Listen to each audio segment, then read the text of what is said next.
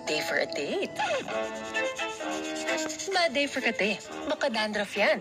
Mag-new Head and Shoulders every day. So you're up to 100% dandruff-free every day. Head and Shoulders.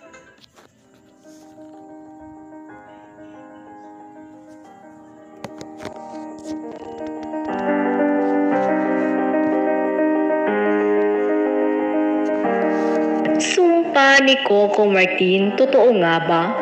Ito ngayon ang tanong ng maraming netizens matapos itong mangyari sa dating child star na si Nino Mollac. Lingid pala. Are you so caring for someone who brought upon your despair? Gosh! I've already spoken to people na makaka-influence sa verdict. William, no! No! You will never touch me again! Pupunta na po ako sa High Street, weeknights, 9:30 p.m. Kasing linaw ng tubig, ang katotohanang hindi sila bagay para sa isa't isa. Hindi mo kasi naiintindihan eh. Single nga ako. Single mother. Pero kasing labo man ng langis ang tadhana nila. Paano kung iwanan mo rin ako katulad niya? Kami ng anak ko! Ay rin ako to. Ako to si Natoy na mahal ka. Ginawa nila ang lahat para ipaglaban ang pagmamahalang marami ang nagtangkang magbawal. Sa lahat ng mga babae, may anak pa na pili mo. Nilang magsama, palaging merong nakikihati. Kailangan ko mabawi si Natoy. Ako ang wife. Wala pa talagang pag-asang umibig ang isang tubig at langis. Weeknights, 10:15 p.m.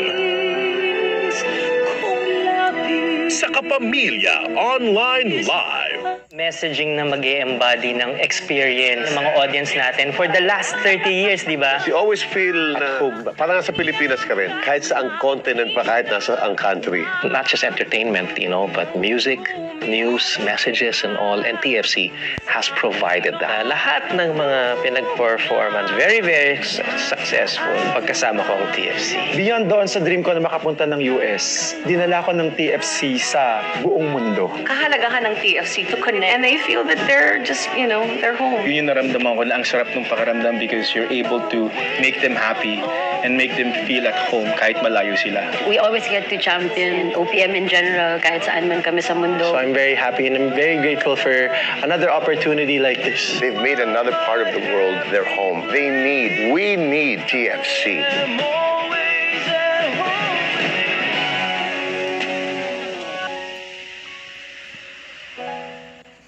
Sino bang hindi nakakakilala kay Santino? May piano laging maganda si bro. Siya ang naging daan para maabot ni bro ang mga tao rito sa mundo. Alam ko, hirap na kayo eh. Di bale po, kapagalingin kayo ni bro. Nagpatunay na totoo at tapat ang kabanalan niya.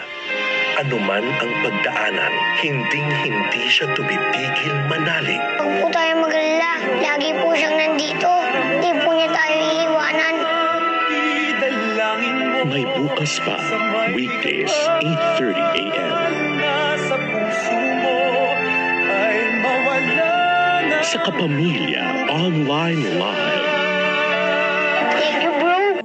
We are going extra super on YouTube dahil sa exclusive perks you get to enjoy by being a super kapamilya. For better, for worse, for as long as we both shall live. First drop ng special content from your favorite shows. Sino ang pumatay? Sino ang pumatay? Members only access to behind the scenes and fun moments of Kapamilya stars. What would I do? Get insider access on the hottest and latest event. Relax lang ako here. Nakakapag-joke ako ng konti. From Angela Afuang, if you were given a chance to have a collaboration with an artist, who will it be and why? Si Miss Sarah G po. And special Q&As with your favorite artists. From at ProHef of 4764 to Donnie and Belle, ganon din ba kayo sa totoong buhay? Hindi sinusukuan ang pag-ibig? I'm type of person to fight for someone I love. You really truly have to fight for someone you love. What are you waiting for? Level up your YouTube experience and join our growing super community. Be a super kapamilya now. Go to ABS-CBN Entertainment YouTube channel and click join.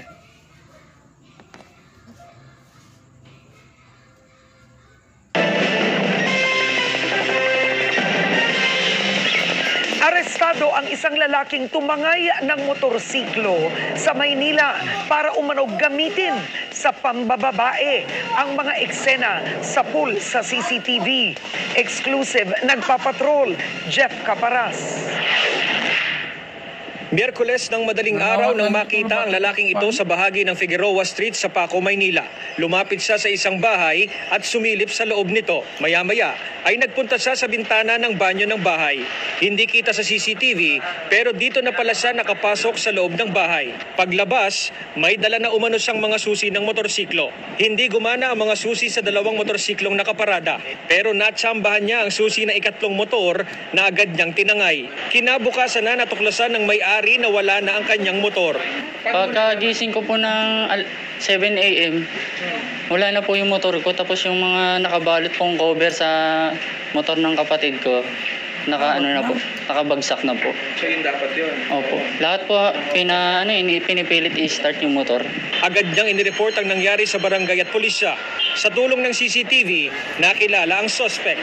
Nakapag-backtracking din ang mga pulis at nakita ang pagdaan ng suspect sa Pedro Hill. Nag-post din sa social media ang biktima para humingi ng tulong. Ilang concerned citizen ang agad na nagmensahe at itinuro kung nasaan ang nawawala niyang motorsiklo. Arestado sa follow-up operation ng suspect sa Santa Ana, Maynila. Habang gamit pa nito ang tinangay na motorsiklo. Depensa ng suspect, gagamitin lang niya sa gimmick ang motor. Gagamitin ko lang po sana pang babae. Panggalagala sa ano. Panggalagala. Trip na namin pumunta sa malayo. Based on yung background investigation, inanon pala nila rin sa Naik, Cavite, yung mga motor. Binibinta tapos doon na siguro ang chap-chap. Allegedly, may leader daw sila. Dyan. Laking pasalamat naman ng biktima na na-recover ang kanyang motorsiklo na gamit niya sa hanap buhay bilang delivery rider at motorcycle taxi. Importante sir kasi hanap buhay po yun. Doon po minsan kumukuha ng income. Malaking bagay sa akin. Kaya nung nabawi talagang kahit paano siya nabawasan ng depressing, kakaisip. Sasampahan ng reklamong paglabag sa New Anti-Carnapping Act of 2016 ng suspect na nasa kustodiya na ng Manila Police District. Jeff Caparas, ABS-CBN News. Nanawagan kayo ka motor na kay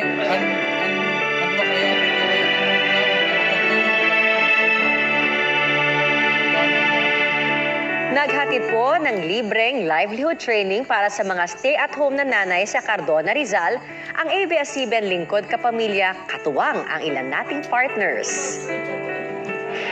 Parehong stay-at-home moms ang magkapitbahay na sina Cheryl at Girlie. Kaya agad silang umuo nang maimbitahang dumalo sa isang livelihood training. Pangdagdag rin po kahanap buhay ko kasi sa hirap ng buhay ngayon, kailangan po talaga may extra income po talaga bukod sa pagtatrabaho ng asawa ko. Sa hirap po talaga ng buhay, kailangan po talaga yun. Kabilang sina Cheryl at Girlie sa nasa 50 participant mula sa Cardona, Rizal na tinuruang gumawa ng dishwashing liquid soap. Bukod sa madali itong gawin, hindi rin kailangan ng malaking puhunan para gawin itong negosyo. Ito si foam booster, and then ito si degreaser. Madadagdagan yung kaalaman namin para kung paano pa mapapaayos yung paggagawa namin ng dishwasher. Ang libreng livelihood training na ito ay naisagawa ng Lingkod Kapamilya sa tulong ng Jesus is Lord Cardona at ng TESDA na layuning dalhin ang mga livelihood training sa mahihirap na komunidad. Taon-taon, gumagawa kami, nag-iisip kami ng mga project para sa mga kabarangay po natin. Kasi we celebrate God's goodness. So, ang ginagawa po namin, naghahanap kami ng pwedeng maging pangkabuhayan. So, tama po ang inyo pong programa na tie-up po ng TESDA with ABS-CBN na napakalaking bagay. Talagang ina-assure ni TESDA na yung mga trainings natin ay makarating even doon sa ating salaylayan ba. So, tayo, kung hindi nila kaya pumunta ng TESDA, si TESDA na po ang pupunta sa barangay.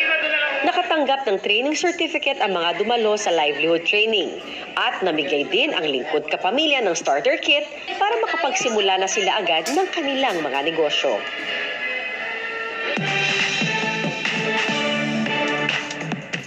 Star-studded at dekalibre ang casting ng bagong Kapamilya seryeng Pamilya Sagrado. Pero may isa pang dahilan kung bakit napao si Piolo Pascual sa proyektong ito. Alamin yan sa pagpapatrol ni MJ Felipe. I deserved an acceptable reason. Sa 3 dekadang karera ni Piolo Pascual, iba-ibang karakter na ang nabigyan niya ng buhay sa telebisyon at pelikula. Lovable boyfriend. I love you, Ginny! Mabuting ama. Huwag mong gagalawin ang pamilya ko. Nag-comedy. Guwapo mo talaga eh. Drama. Action. At ngayong 2024, bagong Piolo ang mapapanood sa seryeng Pamilya Sagrado. Hindi dinidelay ang serbisyo sa taong bayan. Gaganap na isang corrupt na gobernador si Piolo, nahaharap sa mga hamon ng politika at problema ng kanyang pamilya. Kwento ni Piolo, ang papel na ito ang dahilan kung bakit siya napa-oo sa proyekto. I guess, hindi po ako magbubuhat ng bangko, pero I guess that's one of the reasons why I stay long in this business because I always try to diversify and do roles na alam kong hindi po nagagawa eh. Star-studded at dekalibre ang casting. Acting showdown ang mga eksena ni Piolo, kasama sina Mylene Dizon, Aiko Melendez, John Arcilla, Pierce Cruz III at marami pang iba. Kasama rin ni PJ ang 2 young actors ng bagong henerasyon na makikipagsabayan ng husay. Si Gray Fernandez, nagaganap na anak ni Piolo at Mylene. Pansamantalang hininto ang pag-aaral sa New York City sa Amerika para bigyang daan ang proyektong ito.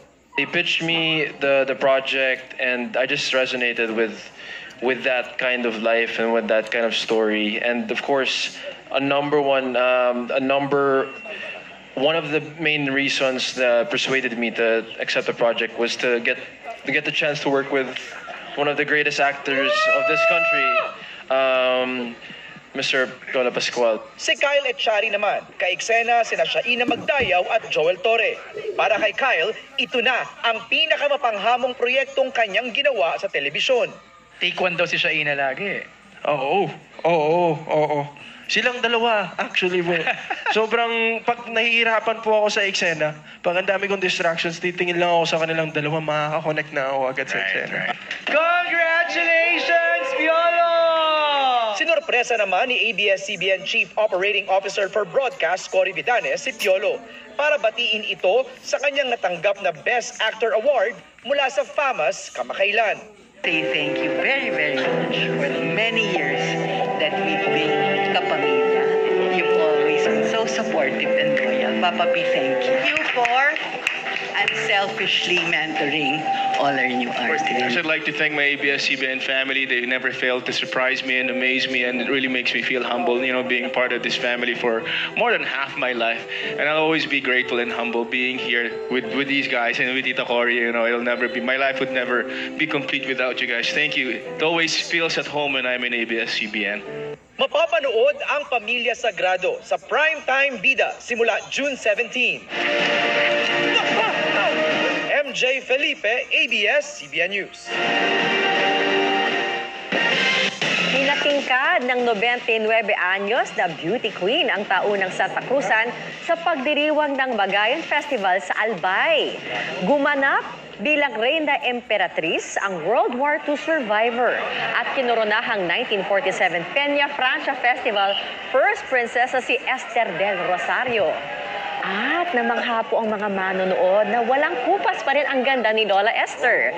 Nakasabay din niya sa prosesyon ang ilan pang nagagandahang dila gaya ng kinoronahang reyna sa katatapos pa lamang namutya ng Daragang Magayon 2024 pageant at ang kapamilya star at Bicolana na si Barbie Imperial na gumanap bilang Reyna Elena. Ikinagalak ni Lola Esther at ng kanyang buong pamilya na maging bahagi ng Grand Santa Cruzan at ang muling pagtapak nito si entablado bilang isang reyna. Si Lola Esther po ang itinuturing na pinakamatandang beauty queen sa Bicol. Ganda niya. Oo. Ang bilib ako, ang lakas pa niya. Hindi, at saka diba? ano pa rin, yung mababakas mo ang ganda niya. Oo. Pag ikaw'y maganda ka talaga. Oo, hindi, tsaka bukas sa masaya. Aba eh. Yung mata niya mukhang masaya. Gawin ka emperor. Hindi ko masasaya. Ang sabi nga, ang ganda ng lola mo. Yeah. Diba? Kamukha ka ng lola mo. Oo. Kung ganyan lola ko, why not, no? Oo. Sana nga. Iyon lang. Pag sinabing kamukha ka ng lola mo, tingnan mo na pa, no? Kayo naman, ano. Iba ibig sabihin ng post. Pero no, okay. Pero ako, ako napansin ko more, bukod sa, well, yung ganyan niya is one thing, pero yung lakas niya na nagagawa pa niya yun. Tumaway? Nakaupo eh. Nasa labas siya. Ang dami ng lola na hindi nagagawa yun. What's her, ilan taon na siya? 99.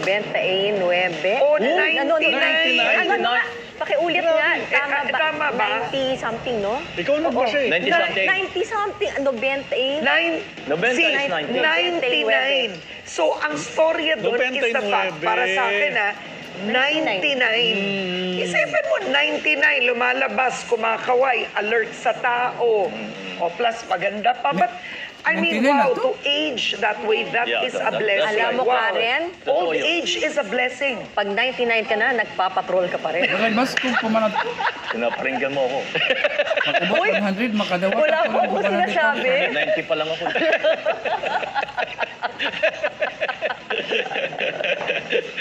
Pero sigurado kang hindi maskara yun, ha? Tunay na tunay. Meron pa isa tayong dapat pag-usapan. Yung kay Piolo, kay Idol. Basta guwapo ni Piolo. Piolo forever. Piolo o Kabayan? Ay, oh my God. Panunurin ko. Paano ba? Piolo or Kabayan? Piolo naman. Idol ko siya. Okay. Pero panunurin ko yun. Oo, mukhang maganda. Oo, kasi ang papel niya doon ay corrupt na gobernador. Oo. Marami makaka-relate. Tapos yung Yeah! Ano mga balitang binantayan namin para sa inyo? Tuloy-tuloy po ang pagpapatrol sa Kapamilya Channel, Kapamilya Online Live at A to Z. Ako po si Henry Omaga Diaz. Para sa iba pang balita, mag-log on sa news.abs-cbn.com. Mapapanood na rin ang TV Patrol sa Digital Free TV na Prime TV. Mapapakinggan din tayo sa ilang favorite music o FM radio sa Luzon, Visayas at Mindanao. Anumang hamon, anumang panahon, tapat kaming maglilingkod. Ako po si Bernadette Zambrano. At mapapanood ng live ang TV Patrol at replay ng paborito niyong programa sa iwanttfc.com. Nandito kami para sa inyo, saan man sa mundo. Ako po si Karen Davila. At sama-sama din po tayong gabi-gabi sa All TV. Ako naman po ang inyong kabayan si Dolly Di Castro. Maraming pong salamat at magandang gabi. Bayan.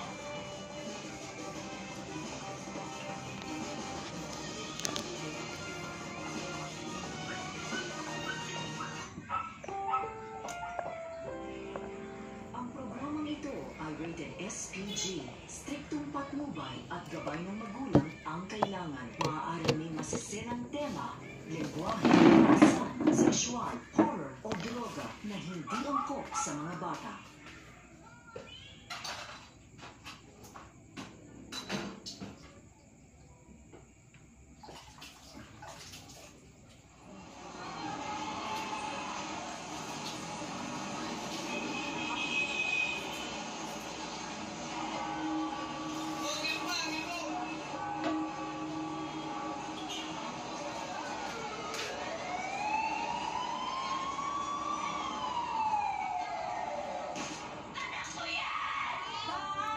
Jesus, nasama yung lima, di ba?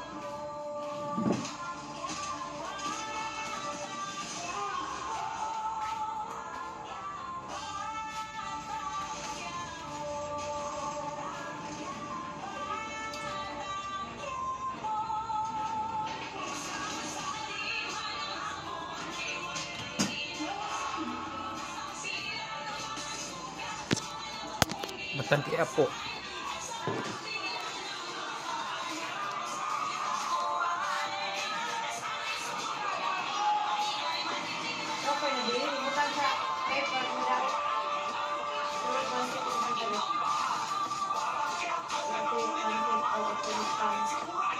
Ha?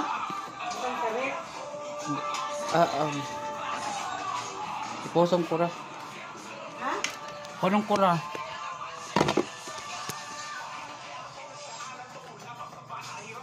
Batang Quiapo.